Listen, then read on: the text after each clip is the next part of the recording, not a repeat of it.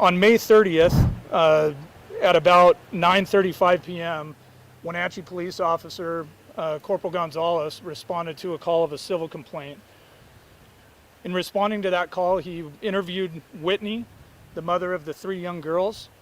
There was no reported history of problems with the parenting plan. There were reported concerns of Travis being homeless and financially stressed recently. Whitney was clear that during the exchanges that had occurred in the past, that Travis was very communicative with her in any deviations from the parenting plan. Corporal Gonzalez, after speaking with Whitney, was able to identify Decker's vehicle through a local database called Spillman. He took the vehicle information and was able to enter it into Flock, which is a system of cameras that are located within the city and also in Chelan County. Flock located the vehicle, the white GMC Sierra, traveling northbound across the Wenatchee River Bridge. This was shortly after Decker had picked up the children for the visitation. After this information was obtained, and in addition to information that had been received by Whitney that Travis frequented local hotels and often local campgrounds as well, all local hotels and campgrounds in East Wenatchee and Wenatchee were checked by patrol officers from those jurisdictions, and Decker was not located. Park rangers were also contacted at Confluence Park and made aware of the situation. An attempt to locate was then sent out by Corporal Gonzalez to all regional agencies containing Decker's information along with the vehicle information. After that, Corporal Gonzalez made contact with Washington State Patrol and consulted their unit for an Amber Alert. The information at the time did not meet the threshold for an Amber Alert. On May 31st, Corporal Gonzalez contacted Sergeant Eaton at about 7 a.m. and advised him of the situation. After that conversation had occurred, Detective Brian Hewitt with the Wenatchee Police Department and Detective Sergeant Joe Eaton discussed the incident as well, and Detective Hewitt responded that day to continue the investigation. The family was contacted and additional information was obtained. He learned Travis and the daughters did not arrive at a planned 5K running event that morning, which was out of the ordinary to Whitney. Travis had had a recent history of attending and being present for all the daughters' events and programs. And, At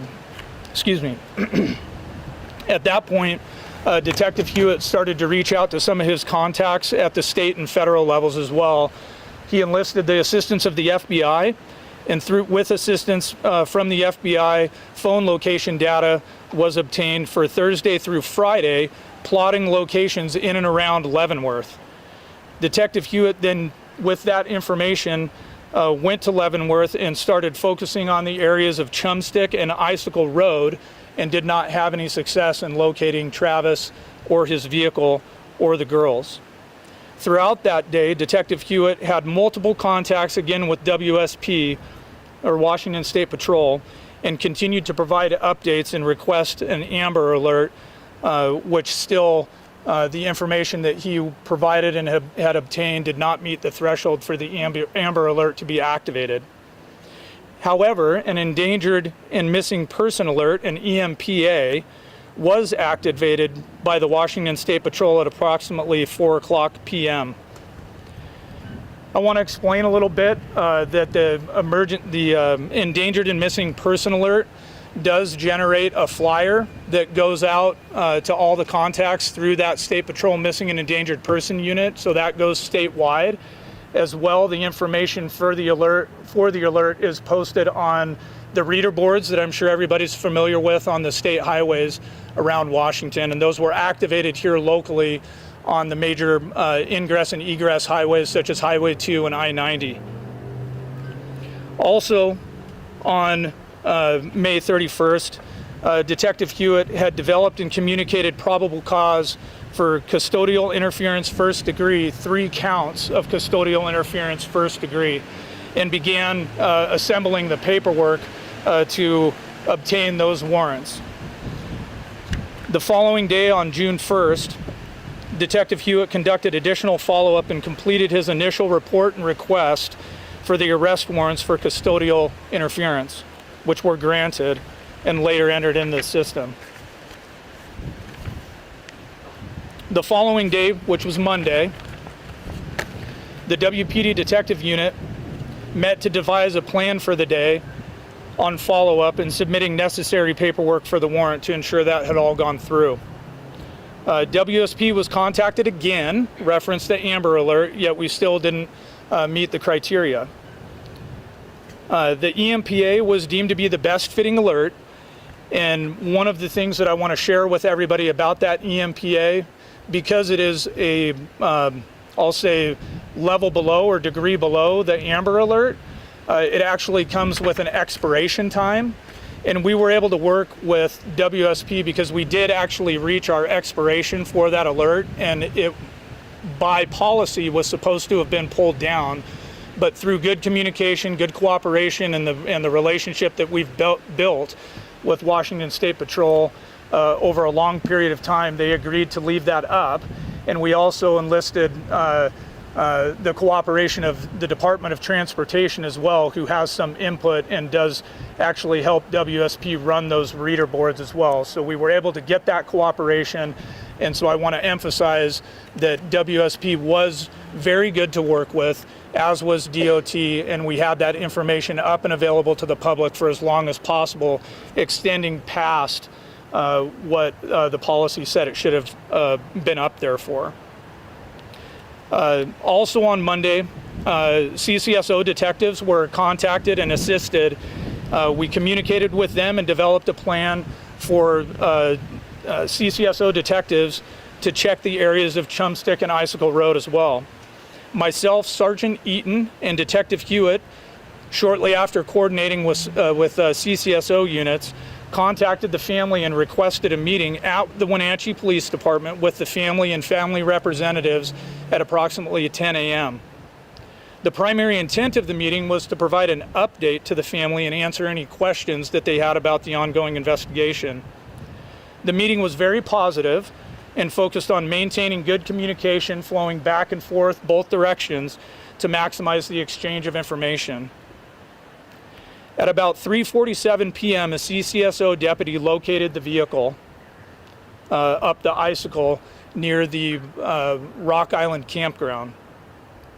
Sergeant Eaton and Detective Hewitt immediately responded to there to assist, and I remained at WPD to continue communication with the family and to coordinate additional law enforcement assistance from down here in the valley should it be needed. Upon arrival at the camp, upon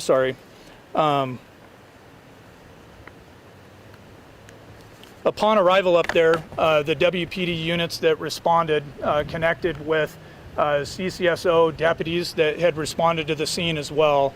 And from there, they began their ground search of the immediate area around the vehicle. The initial information that we were provided following the locating of the vehicle was that the vehicle was unoccupied, and shortly thereafter we were advised that the bodies of the 3 young girls had been located in relatively close proximity to that vehicle, and Travis was nowhere to be found.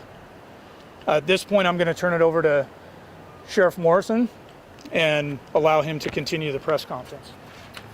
Thank you, Captain. Evening. I'm Chelan County Sheriff Mike Morrison. I appreciate all you being here. I really want to make sure that I point out that it's moments like these where we see our community coming together, paying respects to those young individuals that lost their lives. I want to pay respects to Paityn, Evelyn, Olivia. Your memory will never be forgotten, and we will not stop pursuing justice for you until those that were accountable for this are found. So I do appreciate everyone being here. To follow up, because I know the Captain Chance has already touched on a lot of the topics that we've already discussed, I want to give thanks to the Wenatchee Police Department, Chief Reinfeld, Captain Miller, Captain Chance, Sergeant Eaton with the Detectives Unit that provided Chelan County Sheriff's Office with the information we needed to properly assist them. For those of you who don't know, Chelan County is a large area. We have 2,900 plus square miles.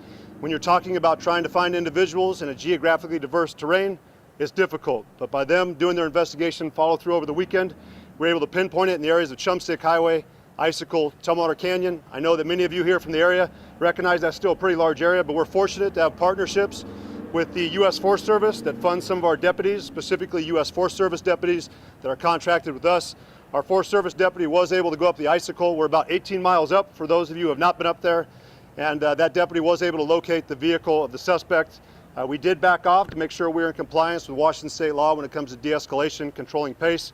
We called additional units. I know that many members of the community were concerned, asking why we were having deputies, police officers from East Wenatchee, Douglas County, Wenatchee PD, responding at a high rate of speed. This was an important situation for us. We took it as a high priority. Once we had additional units on scene, we did secure the vehicle, determined that we were able to bring in additional resources, which was our East Cascade SWAT team that did an additional search of the surrounding area of the campsite in question until we determined that a perimeter had been established and that it was safe enough for additional detectives and the Washington State Patrol's crime lab to come in and assist us as we process that scene. As Captain Chance already mentioned, that was prompted when we did find the bodies of the deceased. Again, our condolences and our heartfelt sympathy goes out to the Decker family. We know they're struggling, but I want them to know they're not struggling alone. We suffer as a community. It has hit many of us hard. Going on 20 years, I don't think I've had a situation that has really almost prompted tears to come up. We feel for the family, and we see as everyone else is out here, they're not suffering alone. There's a lot of people here supporting them. We were able to do an extensive processing of the scene throughout the night while we maintained perimeter security. Once that was secured, the vehicle was taken back for an additional search warrant. We brought in additional units that come in and assist us. That'd be our federal partners from U.S. Border Patrol, Homeland Security Investigations, the Federal Bureau of Investigation, the Marshal's Office. They did an extensive search today, in addition to the Air National Guard, bringing in aviation supplies to come in, fly over there. We had drones in the air. We've been conducting a search since early this morning up until later on this afternoon. That, unfortunately, has not allowed us to locate the suspect yet, but we are not done searching. As we speak, the Marshal's Office, the FBI, they're processing leads, they're conducting follow-up, and we will not rest until Travis is located. Travis, if you're listening, this is your opportunity to turn yourself in. Do the right thing, do what you need to do, and take accountability for your actions. We're not going to go away, we're not going to rest, and we're going to make sure we find you. You will be brought to justice. Those young ladies deserve it. We will take additional questions later on, but the Sheriff's Office, the Wenatchee Police Department, East Wenatchee, Douglas County, and all of our federal partners are going to continue to work with one another to ensure that justice is served. Thank you. We are unsure if Mr. Decker is currently alive, but we are taking it that he is still out there.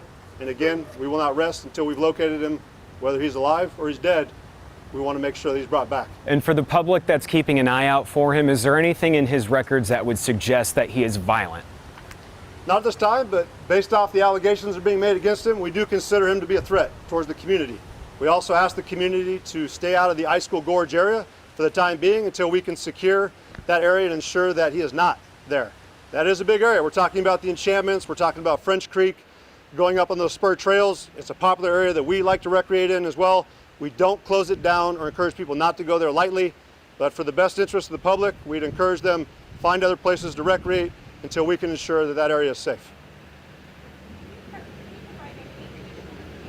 Could you come a little bit closer, ma'am?